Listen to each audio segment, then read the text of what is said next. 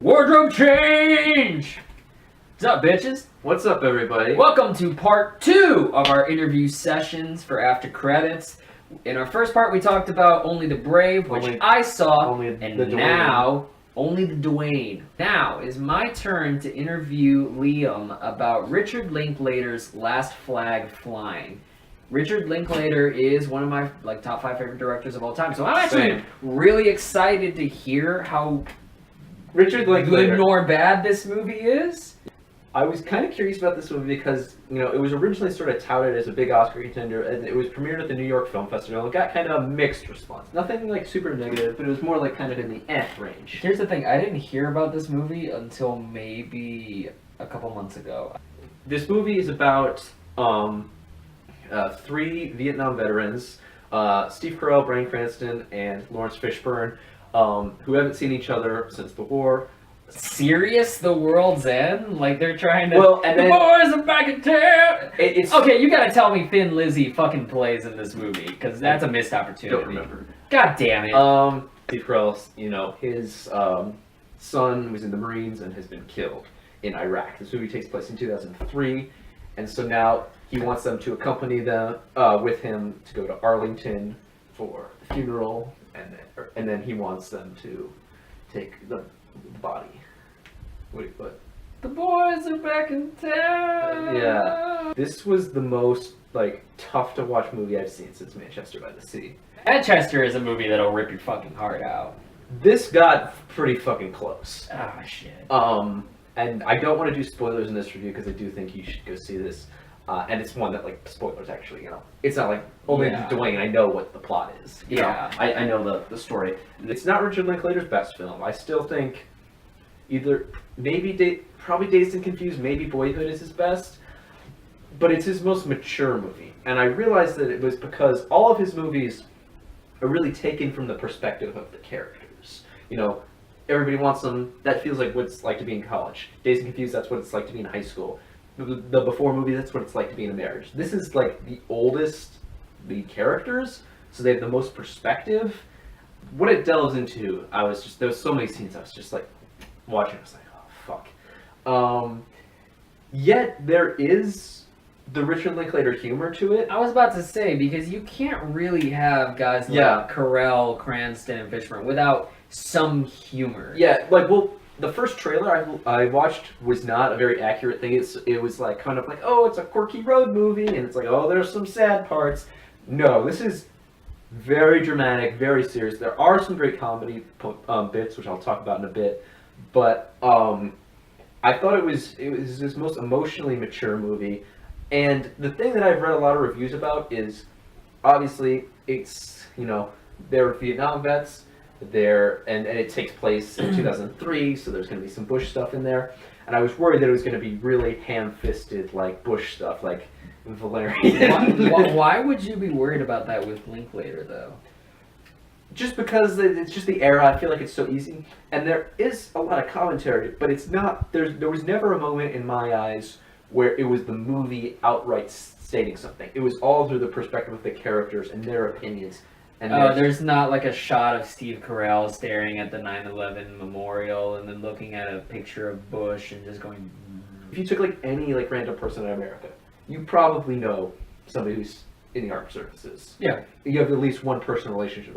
For me, this really hit me because my grandfather was in the services, not in Vietnam, but around that time in the 60s. And so I was just thinking about some of the conversations I had with him. And just it really it really makes you think in a way about how this stuff affects people, and just the clear cut hero sort of thing. These are just So this isn't politicized; it's about people. But I want to talk about the performances. Okay. So Steve Carell, we kind of recently talked about this because you just saw Foxcatcher. Yeah. I remember Foxcatcher coming out, and there was this big media hype about Steve Carell. He's comedic actor, he's going to do something serious. And I remember seeing the movie in theaters, and I was like, wow, that was really good. He's talented. And I was like, that's kind of a cool thing. It was almost kind of a gimmick sort of thing. But then he did Big Short, and I was like, this guy's really good. And then at this point, I think he's almost solidified himself as one of the best actors working today. Yeah. Holy fucking shit, dude! This guy broke my heart in this movie. They're going to see like the bodies, and the colonel there is telling Steve Carell like, I would not advise looking at it because his son was shot from behind the head, so his face is like destroyed. Oh, fuck! You don't see the body. You just see from Cranston and Fishburne's perspective, they're like over here, and you just see like this like wide shot of Steve Carell reacting to it, and it's done from far away that you can't see you can't hear anything. You're just seeing him, and I was like, it was really fucking tough. When they're in Vietnam, because obviously he's younger than Fishburne and Cranston. Like when he was in Vietnam, he was like 19. Yeah. He was a kid, and like these are the two guys that he sort of looked up to, and now he's coming back to him. It's really fucking brutal.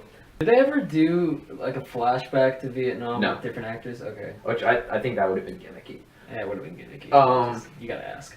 Yeah. It's not like Man Down. I'm staring at the poster. I'm staring at the poster right now. I fucking hate that movie. Yes. This is so goddamn I hard. like Man Down, but we agree that this is better than Man Down. You haven't seen this, but I haven't seen it, but I know this is better than Man Down.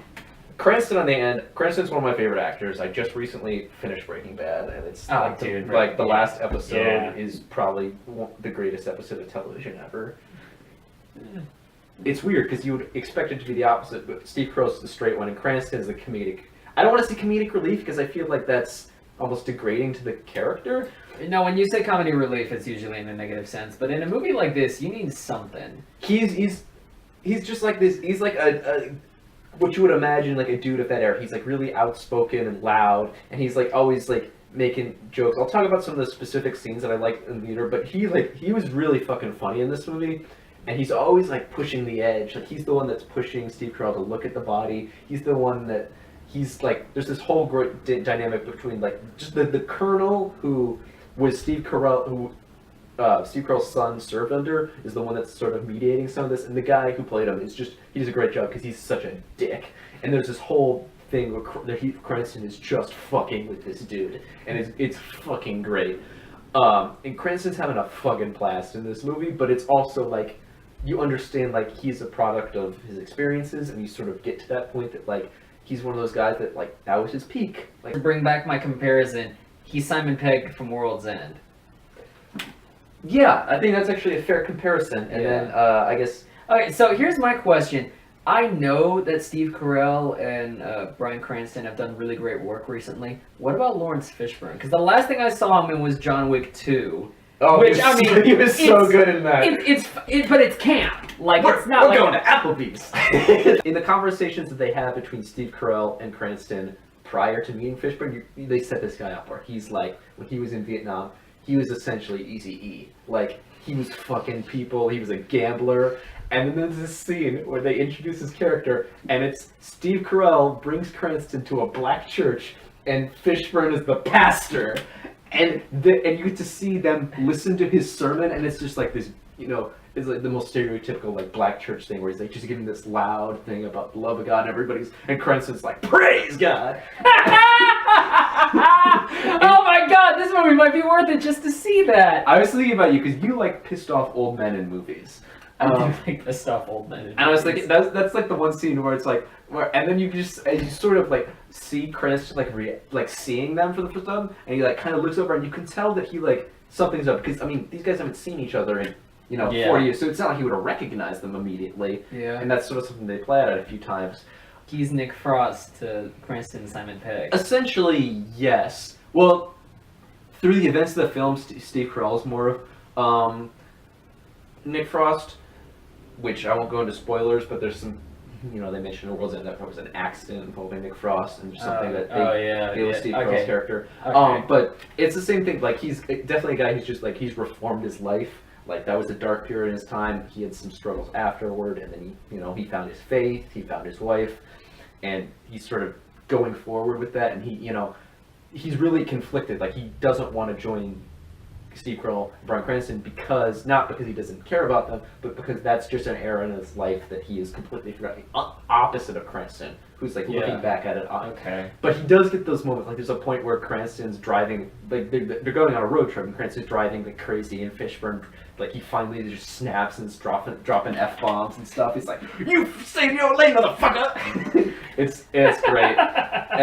Linklater is like more, I guess, youthful movies, like something like Boyhood or the Before movies, they're always sort of existential conversations. They're always like looking forward.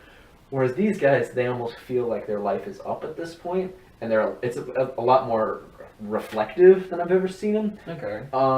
Sort of like there's obviously a lot of talk about like what was the point of all that? Like, you know, we went and like kill a ton of motherfuckers, and now people are vacationing in Vietnam.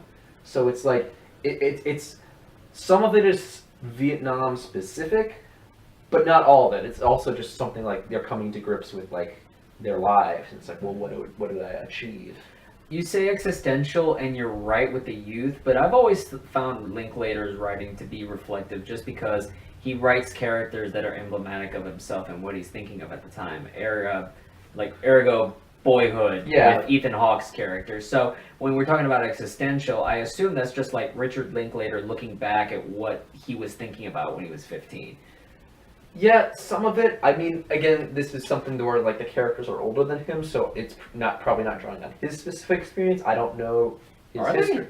No, I'm saying they aren't drawing on his. No, but I mean, like, are they? Well, I mean, Boyhood is like that feels like his childhood. Like but I mean, like the characters in this movie. I thought they're around the same age that he is. Well, I don't know if he was in Vietnam. I don't. He's like. I don't think he was. They're all like 50, 60. He's like 40 something. I think. Is he? Yeah, he's a younger dude. Damn. I don't know if it's something that like. Damn, Texas weather beat that guy up. I thought he was 50 already. I don't know. You might look it up. I love him, but I thought they beat him. Shit. Oh, he's 57. All right, I was wrong. Yeah. You said that the emotional peak of the movie is when they get the body for the first time. So does the movie ever hit? Is it kind of one of those things like the best part of the movie is at the beginning and then it rolls down from there? No, because I was gonna say that, and then it kind of works its way back up, and then the ending really got me. It wasn't that level of like shock and sorrow, but like the ending.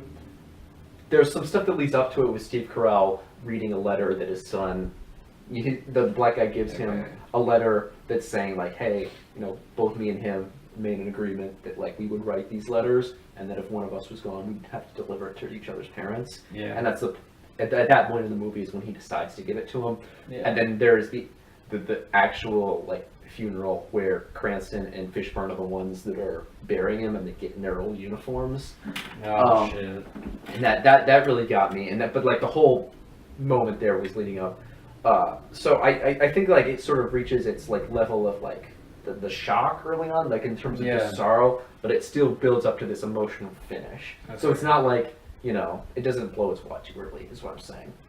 So Liam, at the end of your journey talking about Last Flag Flying, what score would you give this out of 6 estrellas?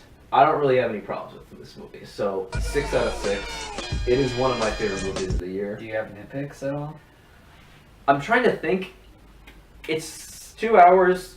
I mean, I was getting a little antsy at points, but that was mostly because the theater was really hot, and the old dude next to me smelled. It's incredibly emotionally draining, but it's not draining in the way that it's like, you know, you can't react to stuff. You know, there's some movies that are so like depressing that like it's almost ineffective at a point. Maybe I'm in the minority about this. I don't know. I mean, it seemed like it a lot of people really liked it, but it really hit me. It is one of the more thought-provoking movies of the year, because there's a lot of movies I see and like. This movie, like, it actually, like, you know, it's been out for a couple weeks and I'm still thinking about it. So that's, to me, the sign of something that's got longevity. I'll go see it. Yeah. I'll find it. Thanks, Dad. Dun, dun, dun. We didn't do this in the last video, but if you like this video, tell us what you think about this format, this whole interview shit. See if that works out for you or not. Let us know what that is like in the comments below. But if you like this, click the like button, subscribe if you want to subscribe to new shit. Got Facebook, Twitter, and Instagram if you want to follow our bullshit on any of that. We've got... I've got a blog, LiamMGohan.wordpress.com. I review every movie I see. Our buddy Noah is the Cinema Geek on Instagram. He's got his reviews and lists and bullshit there. Next week, we have 2 movies that I really want to see. Lady Bird and 3 Billboards Under Ebbing, Missouri. Outside of whatever. Is it Missouri? I think it's under Ebbing. No, it's not maybe. Under. But that would be an interesting movie. Like underground. Yeah, like in a fucking cave. It's like, what's the Stallone movie, Daylight? Where it's like, yeah, this is a plea to our audience.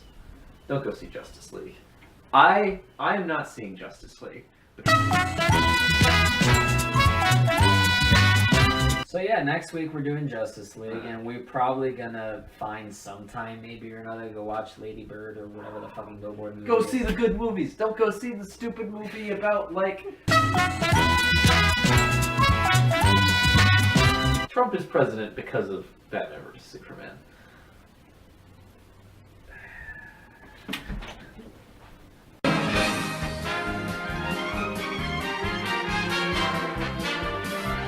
This movie's fucking boring as fuck.